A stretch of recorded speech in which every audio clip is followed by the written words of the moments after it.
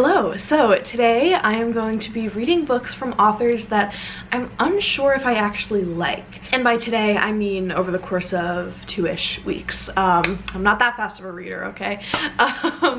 So what I mean by authors that I'm unsure if I like is authors that I've had mixed experiences with. That's probably the most simplified way to put it. I had the idea to do this when I was making my 2024 ranking of every book I read in 2024, and I realized that there were a few authors that I read multiple things from and had very different experiences with the things that I read from them. So I know Kayla from Books and Lala has a video series like this.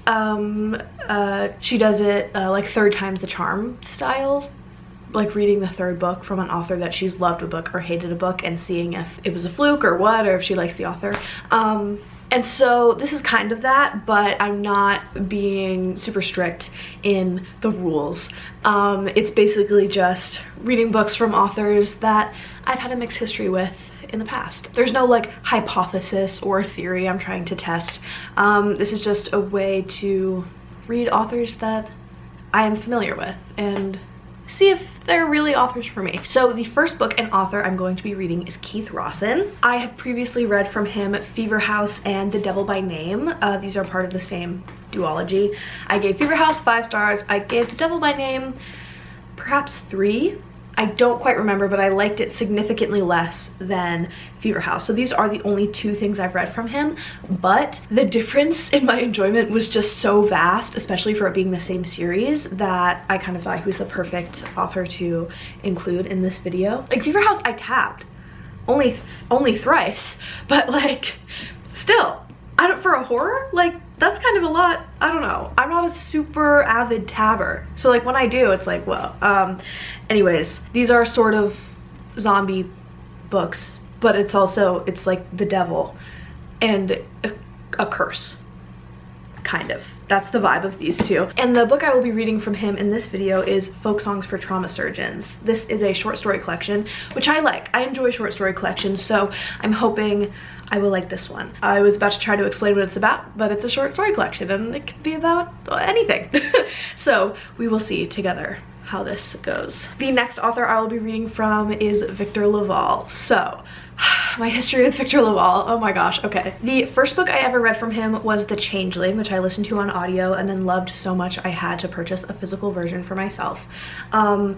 I love this. This is about, obviously, a changeling. And then I went on to pick up The Ballad of Black Tom, which is a novella sort of based around H.P. Lovecraft's work. I'm not super familiar with H.P. Lovecraft. Really, the only the only familiarity I have with him is a parody of him that appears in the TV show Scooby-Doo Mystery Incorporated. They call him H.P. Hatecraft. But he's like a horror writer. Is he the one with the cat with the name? I think so. But this is sort of, I'm not sure if it's a retelling, I don't remember, or if it's just in the world of one of Lovecraft's creations. But I thought this was good. I felt that if I had a deeper knowledge or connection to Lovecraft that I would have gotten more out of it, but it was good for what it was. It was enjoyable to read. Then I read Big Machine. What? I read this book. I could not tell you what it's about. What does the back say? He gets invited to become a paranormal investigator along with a group of people, and they're sort of trying to find the voice of God. They've all heard what could be ascribed to the voice of God at one point in their lives, and they're trying to find him, or they're trying to find something, and it's like this mysterious, he doesn't know why he's been invited, he doesn't know who has invited him. Like, it's very like, what is this group, who are these people? I didn't get it. I did not get it. As I was reading it, I didn't know what happened. When I finished it, didn't know what happened. This was like really confusing for me. Like plot-wise, but then also the writing, like I was so engaged by The Changeling. And this just, it like, I don't think it was bad, but I don't know. I don't know. This is a Publisher's Weekly top 10 book of the year. Is it? That's so terrible to say, that's so mean, but this was just like such a serious downgrade from The Changeling that I was kind of surprised. And then the third book I read from Victor LaValle, his most recent release, Lone Women, hated.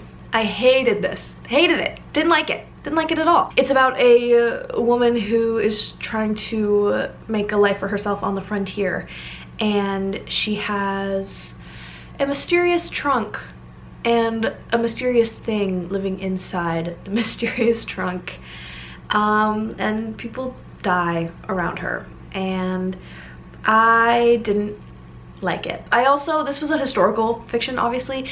I don't love historicals, it's just not my bag really. And the horror, like, it wasn't scary, and then the reveal I did not love. It was just all around wasn't great, wasn't my favorite. And so for this video, hopefully I will love this book. I'm going to be reading The Devil in Silver. This is about a man named Pepper who gets arrested and then committed to a psych ward for no reason. And in the psych ward there is a devil inside it. I'm gonna be listening to the audiobook of this. I hope it's good. I hope these are all good.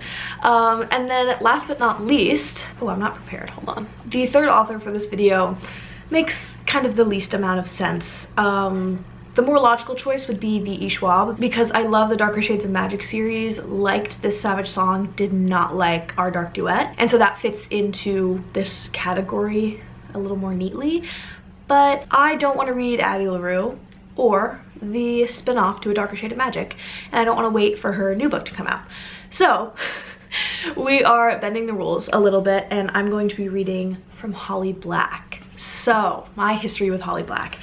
When I was a young child spending all my days at the library, I read Doll Bones over and over and over again. I was addicted to this book.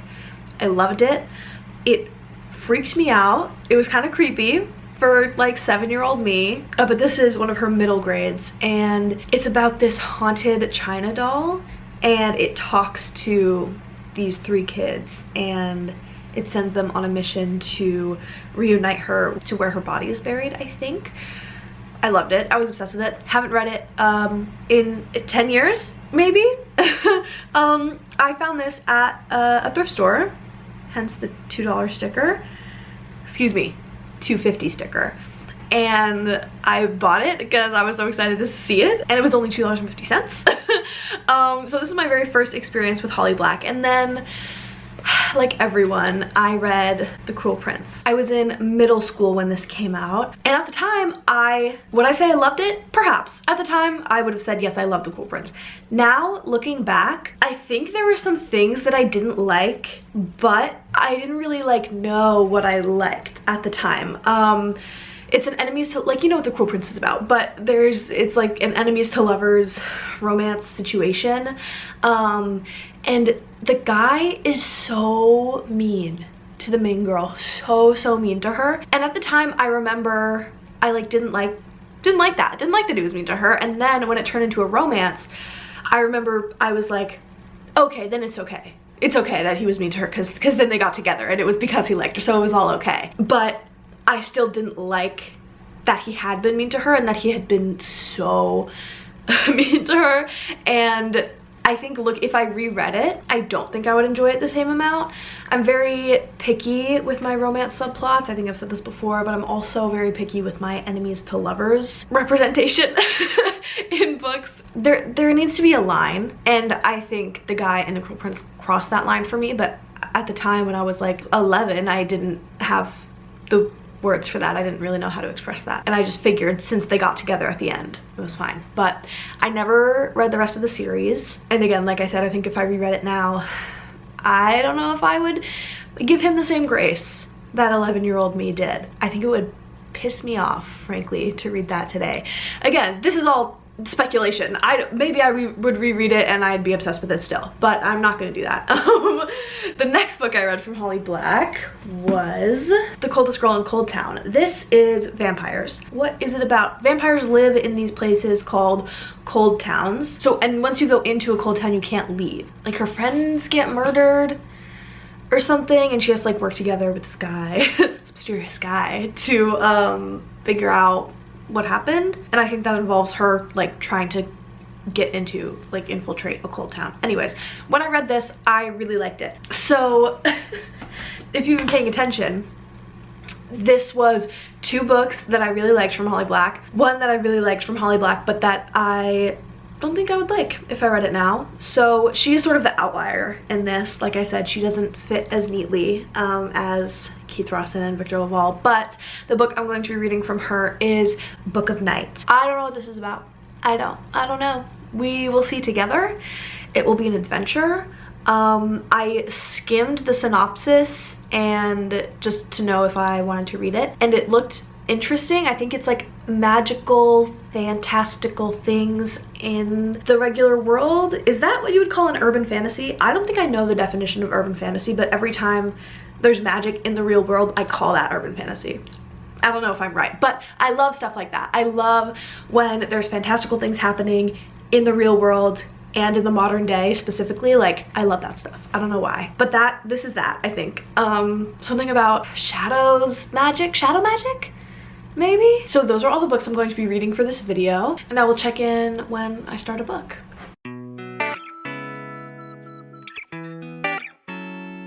Okay, I'm here to update you. I've started Folk Songs for Trauma Surgeons. I am 3 stories in. I'm on page like 30, so not too much to say. I've liked what I've read so far. The first story was about the 4 horsemen of the apocalypse, but it was like they were the lesser horsemen, so it was war, pestilence, and famine, and death is like the good child, like he can do no wrong, God loves him, and God, like, he's really like disappointed in the other 3. They're like not really doing a good job. And I thought that was funny. This book I think is only 200 pages, less than, so I'll continue to update you on that. I have about 50 pages left of Folk Songs for Trauma Surgeons. 50? 60? I was gonna try to finish it today. I don't know if that's gonna happen. It's kind of late. I'm tired. I'm like more than halfway through this, and it's still good. It's sort of the same, like, it's good, like it's solid. And that's like kind of it. What I'm sort of encountering right now with it is, this sort of always happens to me with short story collections, is I always want it to be longer, which, like, each story, so maybe that's a sign that I don't like short story collections. But like when the concept is so good for a certain story, I'm like, okay, keep going. Oh my god, like what happens next? Keep going. Tell me more. That's not a short story at that point. And this is sort of the same. There are some that I'm not really connecting with, and that are, I feel, too, not that they're too short, it's that there's always one detail that's introduced just a little too late. If the story's like 15 pages and you introduce something on like the 3rd to last page, and it's like, okay, I can't get invested in this. I can get invested in like all these characters in these 10 pages unless you introduce it right at the end. Like, one too many things introduced in such a short span of time where you can't really have that many things going on. But I just read one I really liked. Yes, we are duly concerned with calamitous events. I think that's my favorite so far. It was about the people who work in this office building who the world like ends, kind of. They like get stuck in the office building. They can't leave, none of the doors open. They can't like make contact in or out, phone, email, nothing. The internet works, but they can't actually send any messages out. The phone rings, and every time it rings, it asks the question, are you duly concerned with calamitous events, or whatever I just said the name of the story was. And like every day their like food supply gets replenished like magically. Stuff goes wrong, obviously. I really like that one. So far there hasn't been one that I'm like super passionate about. I really love his writing. I really love Keith Rosson's writing. So I don't think this is an accurate, you know, decision, like will I continue to read more?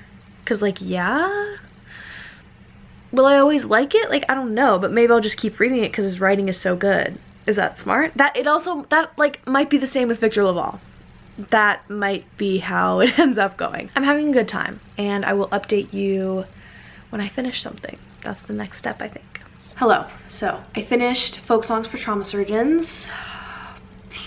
It was a bit of a slog, to be honest, which is disappointing. It's like a short story collection, and it's a 200-page short story collection at that. So one would think it would be easy to fly through, but I never wanted to pick it up at any point. Every time I finished a story, I like wouldn't want to read the next one.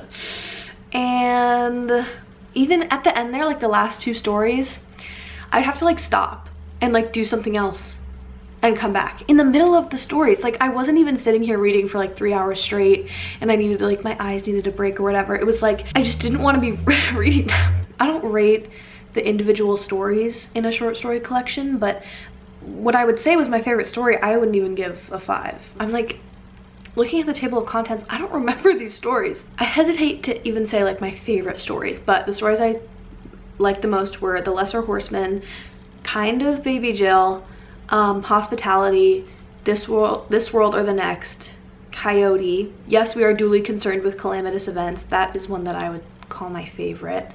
Winter, Spring, Whatever Happens After That, Dunsmuir, and that's it. So like half. And the other half I just found boring. I don't know. I really don't know. I'm disappointed. Okay, so I think he's good at characterization and making these characters feel real and making you care about them even in the obviously shortened page length of a short story. And there were some, again, sort of towards the end, I was feeling like these characters that he was creating were all kind of the same guy. A little bit. Not all the stories are about men. I'd say it's pretty half and half, 1/3 to 2/3 maybe. But at the by the end, I was like reading those last few stories, I was like, these are all the same guy. These are all, it's the same middle-aged man whose life is in a bad spot, and then, you know, something happens to him. I guess I'm gonna give this like 3 stars, like 2.5. I think I'm gonna round up on Goodreads to a 3, and I'm gonna give it like in actuality a 2.5. I think I do want to try Keith Rosson's other novels, because I think the fact that this was a short story collection is what made me not love it. And I love this cover, and I love the title, and like I love the vibe, and it just didn't like get there for me, but I finished it. And at the end of the day, isn't that really what matters? Yeah, so that's that on this one. 3 stars, unfortunately. 2.5, whatever. I forgot to mention something that I feel like is important. There were 3 that I noticed, at least, typos in this book, and they were kind of bad. Like, there was a character in a story named Mrs. Banyard, but at one point he switched the Y and the N, and so it said Mrs. Baynard, not her name. At one point, when it said, he said, comma, X, Y, and Z, there was a front quote, he said, comma, another front quote, X, Y, Z, end quote. And there was one where instead of saying should have, he said should of. And that wasn't the character speaking. It wasn't a character saying I should have done this. Like, and that's part of their character, is that they don't know that it should have. It was in the person's like internal monologue. Like, it was in the narration. Keith. Anyways, just wanted to bring that up. So yeah, I will update you when I'm finished the next book.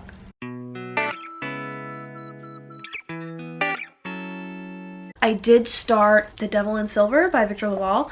I think I'm like 20% of the way through the audiobook, and so far I didn't really know, like I vaguely knew what it was about, but I didn't really know what it was about. And so far the main character Pepper, he got in a fight and the police showed up. He beat up the police officers, and they, instead of arresting him, they admit him to a mental institution. and he has to stay there for a 72-hour watch. And so far he's just like met all the people there. He met his roommate, and he's just insisting like, I'm not, like, I got in a fight, like I'm not supposed to be here. Like, they arrest me, that's fine, like send me to jail for a night, like I guess, but I'm not supposed to be here. And he's trying to get in contact with the woman who he was sort of defending, and that's why he got in the fight, and for reasons kind of unable to contact her. It's good so far, it's interesting. Victor LaValle narrates the audiobook, which he also narrated. I listened to the audiobook of The Changeling when I read that and loved it.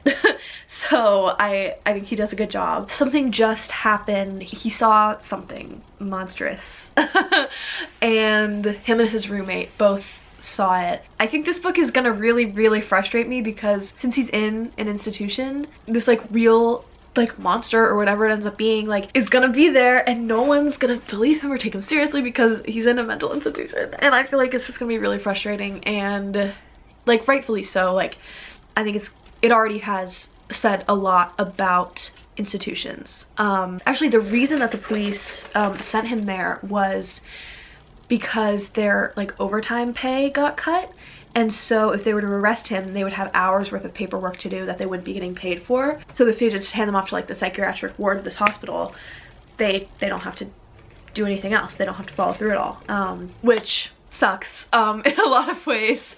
Vulnerable people being put into situations by police that no one should be in, not getting paid for your labor, the police in general. It's just already like only 20% in. It is already very much like, God, yes, you're right, this is so messed up, oh my God, yeah. And I feel like it's gonna continue to be that way.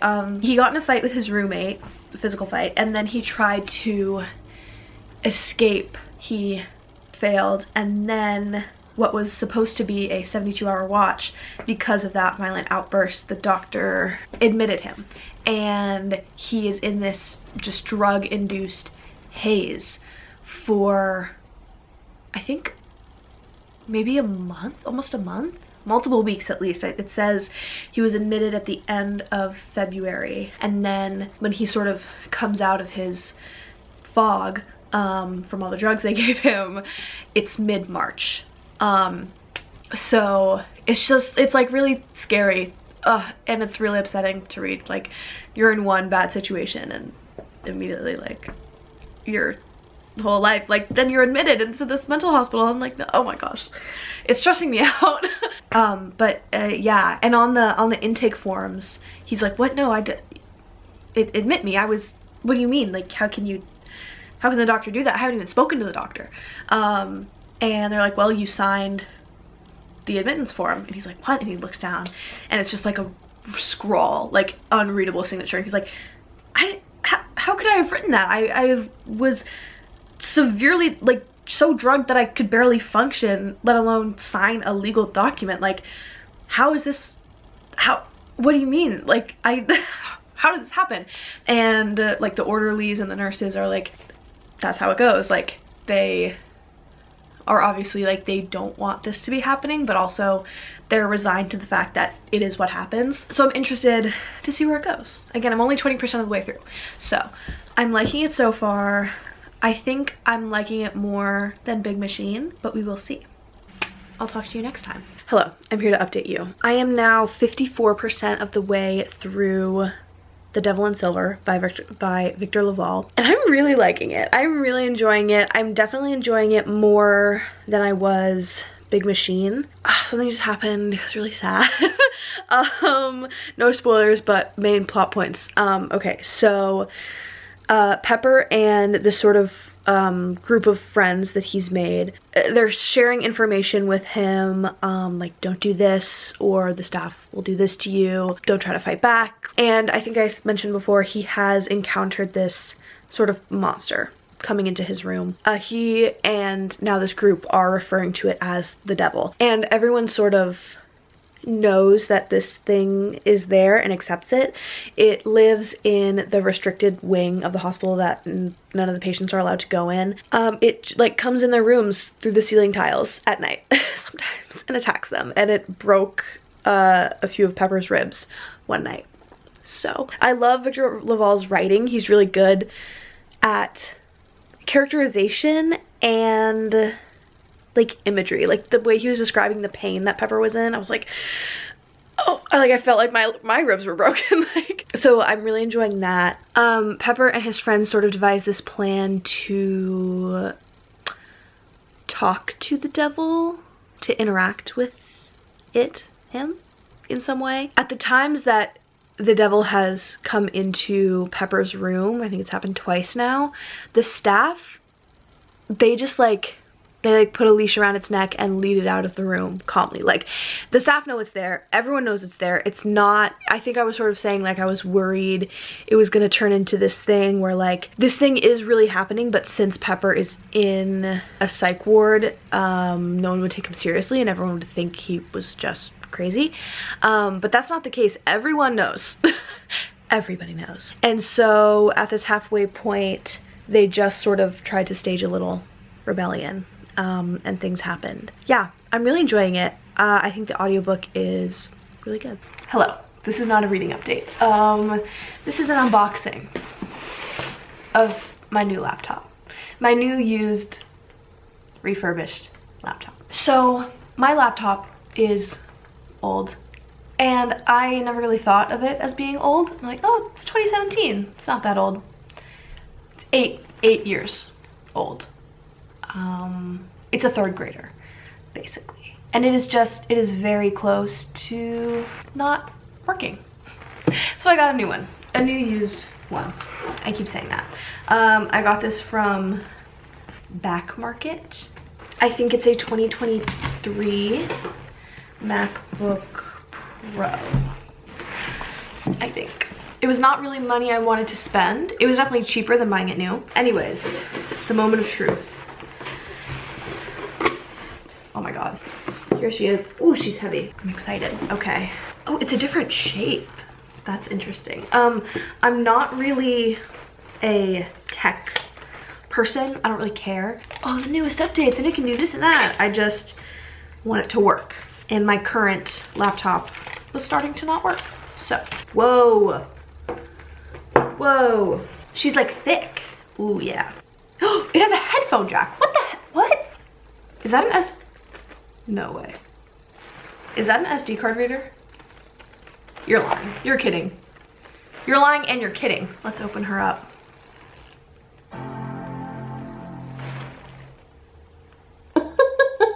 So this is the old one. Yeah, it's definitely smaller. I'm so tired of having to like finagle and like bargain with my computer to get it to work. I had to replace the screen because I was an idiot and I tripped over the cord and I knocked it on the ground. I really thought it could last me. I had faith, I had hope. Everything, all the apps I needed to run worked on it, and like that was like fine, great. I had an external hard drive, so like storage wasn't an issue, but Apple is like has stopped sending updates to it. Now for real, the next update will be about the books.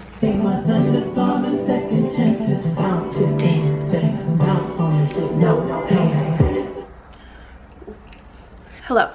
I finished The Devil in Silver by Victor LaValle. I finished it last night. At the last time that I updated you, I think I was just over 50%. I didn't say this out loud, but I was kind of thinking that it had 5-star potential. It could get to a 5-star. In the second 50%, it did not. I'm giving it 4 stars. Still really, really, really good. I would say I loved it.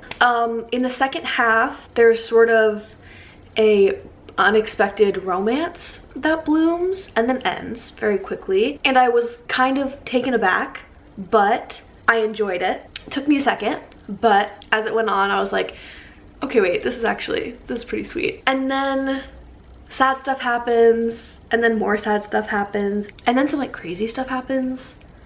And then there's a reveal at the end, and it was really good. I'm like trying not to spoil it, but I'm trying to like give the vibe. So this is about the devil, but it is mostly about being committed to a psych ward and all of the systems in place that allow atrocious things to happen to the people in these facilities. In the afterword, I think it's the afterword, it might be the author's note, I don't remember. Victor LaValle talks about how these systems aren't broken. They work exactly how they're supposed to, but they're not designed to actually help people the way we sort of think they are. We're like, the system's broken. It's not actually for the people in need. There's this part at the end where the reason a lot of the stuff that happens in this book is happening is because the hospital that the psych ward is attached to has been cutting corners for years. And a lot of people in this book and that are referenced throughout the narrative that don't actually appear have fallen through the cracks, have been pushed through the cracks. And it was really powerful in that way. It was hopeful at the end. One of the characters manages to escape. Pepper, the main character, does not by the end of the book, but we do learn, we get a little sentence that eventually he does get released, and like that's all we know by the end. But we get a reveal about the devil, not a super concrete reveal, or it doesn't go into a ton of detail, but it is a very, I think, a very powerful metaphor for the way we judge people who we see as being other. And then Pepper is put into this position where he is now othered, and him as well as the other people in the psych ward who are seeing this devil, effectively he is one of them. He is also being kept in this place and not being taken seriously, not being treated with respect or dignity. But since everyone sort of sees him as the devil, they are even further othering him and separating themselves from him, even though at the end of the day they're all in the same boat. And one of the characters really does see this and tries to rectify it, or at least not treat the devil the same way everyone else treats her and the rest of the people who are in this facility. And people don't like her for it. They get mad at her, they get upset at her for some valid reasons. There are some things that happen that you're like, well, why'd you do that? But mostly it is just a really strong metaphor. And I like to think whenever I read a horror book or a book where something could be supernatural or there could be a rational explanation for it, I always like to think that it is truly supernatural. So even though there is sort of a reveal about the devil, I like to think there's some truth in what we saw. It's been like multiple days since I finished this, but I just have still been thinking about it, and I wanted to bring something up that I thought was important. Pepper is a middle-aged white man. He's like 51 or something. So his experience being committed to this psych ward against his will is from the perspective, and it shows the experience of a white man. And he comes across women and people of color in the psych ward. They are some of his friends in this friend group that he has.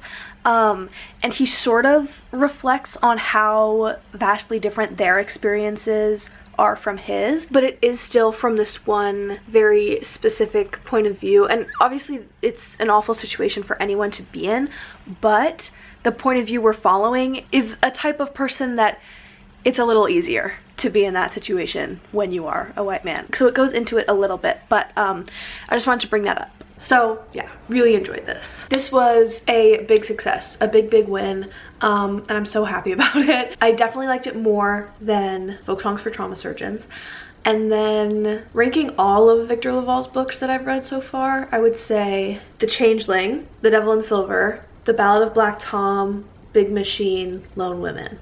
I think that feels right to me. Ballad of Black Tom, like, that's technically a novella. Like, should I even rank that with his novels? But I really like this. I'm glad I read it. I liked it enough that I want to purchase a copy to own for myself. And that's sort of my metric on if a book was successful when I'm listening to it on audio. And this one definitely was. So yeah, The Devil in Silver, 4 stars. I'll talk to you when I start the next thing.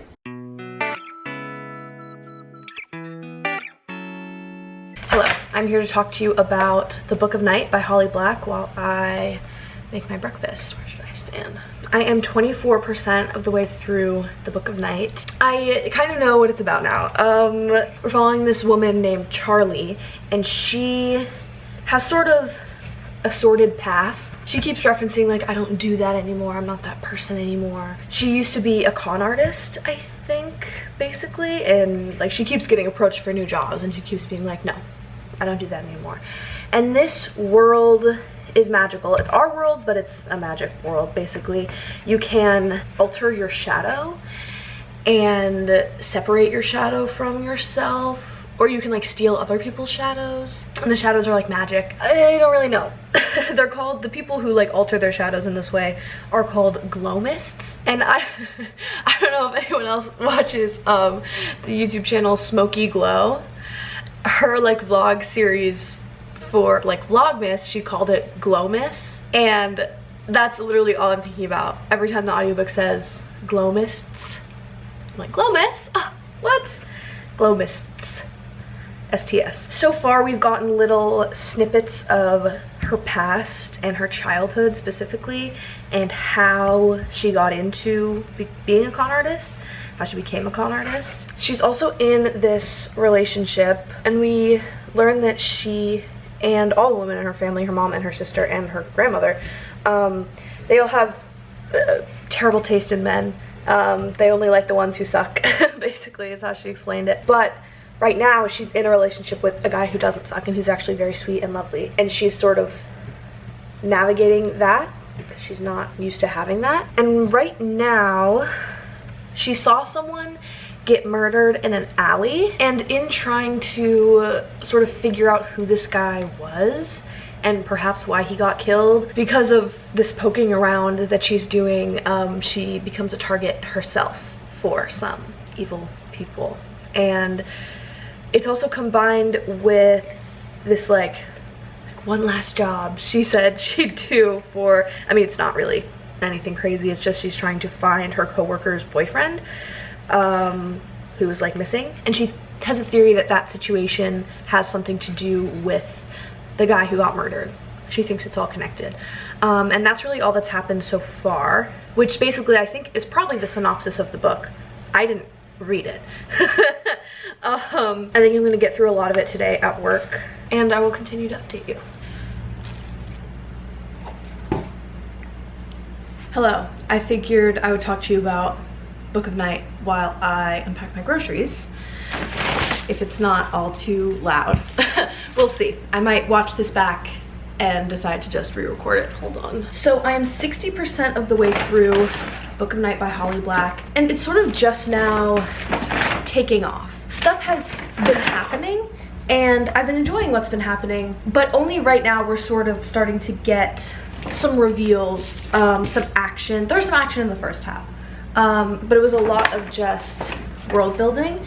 But I liked the world building. I thought it was interesting and well written, so it's not like I didn't enjoy the first half because of that.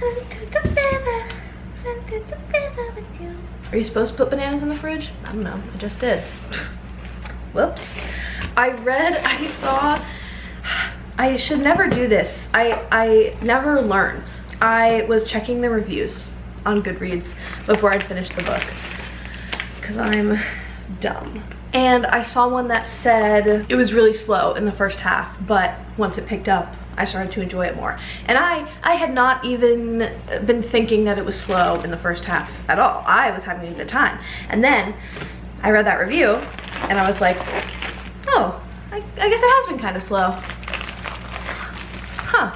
And so that really just, that colored the experience for me a little bit. So wish I hadn't done that, but so far I do like it. I am listening to the audiobook of this, and the main character Charlie, she has a little sister. Charlie's like 28 and the little sister's 25, and the narrator for the audiobook, she narrates the little sister.